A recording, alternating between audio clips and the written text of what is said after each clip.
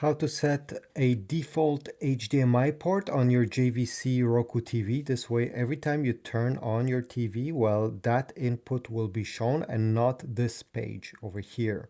So for example, if you have an Xbox, you turn on your TV, every time your Xbox will be shown without you having to select it. Press the home button. On the menu that will open, go down and select settings. Then go all the way down and select System. Select Power. And over here, we're going to select Power On. Click. And instead of home screen, you're going to select something else. Let's say I want this HDMI 3, which is my Blu-ray player, to be the default one. Well, I'll select it. I'm going to have a check mark, and this is it. Press the home button. You can close your TV, and now you have changed the default input. Thanks for watching. Leave a like, subscribe, comment, and I'll see you in the next video. Don't forget to subscribe as well.